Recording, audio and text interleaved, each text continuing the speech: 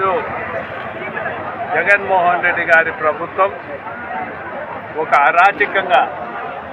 ఒక పైశాచికంగా, ఒక మోనార్క్ మాదిరి ఈ ప్రజాస్వామ్య పరిపాలనలో ప్రజల చేత ఎన్నుకోబడినటువంటి నాయకులు ప్రజల సంక్షేమాన్ని కోరుకుంటూ నడపాల్సినటువంటి ఈ ప్రభుత్వం ఈరోజు చాలా అడ్డడుగున్నటువంటి ఎంప్లాయీస్ అంటే వాళ్ళేం ఎంప్లాయీస్ కూడా కాదు, ఆనురోర్యం మీద పనిచేసేటటువంటి మహిళలు, లక్షలాది మంది మహిళలు ఈరోజు ఆంధ్రప్రదేశ్లో అంగన్వాడీ వర్కర్స్, అలాగే అంగన్వాడీ హెల్పర్స్, అలాగే మున్సిపల్ కార్మికులు, అలాగే సర్వశిక్ష అభియాన్ సంబంధించినటువంటి అవుట్సోర్సింగ్ ఎంప్లాయీస్ లక్షలాది మంది ఈరోజు గత 30 రోజులుగా వాళ్ళు స్ట్రైక్లో ఉంటే, వాళ్ళు రోడ్డు మీద పడితే వాళ్ళందరికీ కూడా ఒక మెక్మా చట్టాన్ని పెట్టి ఈ అత్యవసర సర్వీస్ కింద మీరంతా కూడా హాజరు కాకపోతే మీ ఉద్యోగాలు పెరికేస్తాము అనేటటువంటి ఒక బెదిరింపు ఈవో నెంబర్ 2ను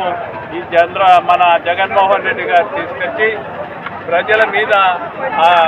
పాపం మాట్లాడుకున్నటువంటి ఆ కార్మికుల మీద రుద్దడం శోచనీయమైనటువంటి విషయం. వాళ్లకు ఎన్నికల్లో అందరికీ నెత్తి మీద చేతులు పెట్టి, వాళ్ళ తల మీద ముద్దులు పెట్టి, అక్కలారా అమ్మలారా మీ అందరి క్షేమం కోసమే నేను వస్తున్నాను, నన్ను ఒక్క తూరి అధికారం ఇచ్చి చూడండి, మిమ్మల్ని ఎల్లకాలము చాలా భవిష్యత్తు మీకు అందరికీ ఇచ్చి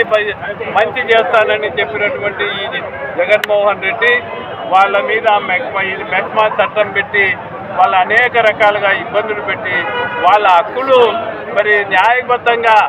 శాంతియుతంగా చేసేటటువంటి ఉద్యమంలో కూడా వాళ్ళు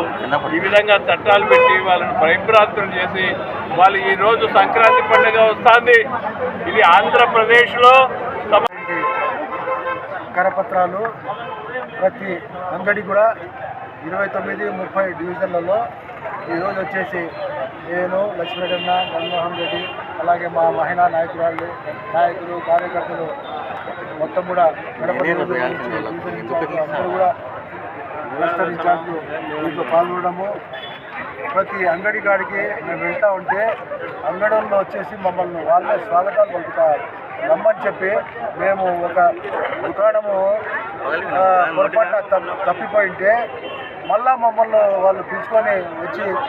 మా మనుషులు పంపించి మళ్ళీ మా అంగడి రాలేదు మీరు అని చెప్పి వాళ్ళు మళ్ళీ మమ్మల్ని తీసుకొని పోతున్నారంటే దీన్ని బట్టి మాకు పూర్తిగా కేటెత్తలేమైపోయింది, అర్థమైపోయింది. ప్రజలు ఎప్పుడు ఎన్నికలు వస్తాయా, ఎప్పుడు జగన్మోహన్ రెడ్డి గారికి బుద్ధి చెప్తామా అని చెప్పి ప్రజలు కాసుకొని కూర్చున్నారని చెప్పి. ఎందుకంటే ఎక్కడ పోయినా కూడా మాకు స్వాగతాలు, నీరాజనాలు, అలాగే చంద్రబాబు నాయుడు గారు ఎక్కడ సభలు పెట్టినా కూడా సీమల దండు కదిలి వస్తారు. కదిలిరా అంటే ఆ పదానికే కదిలిరా అని చెప్పి లక్షల ప్రజలు 1,00,000 మందితో సమావేశము బహిరంగ సభ పెట్టాలనుకుంటే అక్కడ గౌరవ కూడా సాగడంలే 2 లక్షలు 3 లక్షల మంది వచ్చి ఆయన యొక్క మాటను ఆతృతగా ఎంతో వినయంగా ఆయన ఏం చెప్తాడో, ఈ రాష్ట్రాన్ని ఏ విధంగా ముందుకు తీసుకెళ్తారో ఆయన మాటలు వినని చెప్పి ప్రజలు తండోపతండాలుగా ఎక్కడికి వెళ్ళినా ఆయన బ్రహ్మరథం పడుతున్నారు. దాంట్లో భాగంగా మేము ఇప్పుడు కడప నియోజకవర్గంలో దాదాపుగా 3 నెలల నుంచి ప్రతి గడప తొక్కుతున్నాము, ప్రతి ఇంటి తలుపు తట్టుతున్నాము, వాణిజ్య సముదాయాల్లో తిరుగుతున్నాము. ఎక్కడ వెళ్ళినా కూడా మాకు కూడా అదే రకంగా వాళ్ళు ఆశీర్వాదాలు పలికి మాకు ఆశీర్వాదాలు పలికి తప్పకుండా మీకే ఓటు వేస్తాము, గెలిపిస్తాము అని చెప్పి వాళ్ళే స్వచ్ఛంగా ముందుకు వచ్చి చెప్తున్నారు. దాంతో బట్టి జగన్మోహన్ రెడ్డి గారికి వెన్నులో వణుకు పుట్టింది. ఏ విధంగానైనా కూడా అక్రమ మార్గాలతో ఏ విధంగానైనా అధికారము నిలబెట్టుకోవాలా, దాన్ని నిలువరించాలా, ఈ తెలుగుదేశం జనసేన ప్రభుత్వం రాకుండా అడ్డుకోవాలని చెప్పి ఎన్నో కుట్రలు పన్నాగాలు పన్ని ఓటర్లను తొలగించే కార్యక్రమంలో దాంట్లో నిమగ్నమైపోయారు జగన్మోహన్ రెడ్డి వారి యొక్క వైసీపీ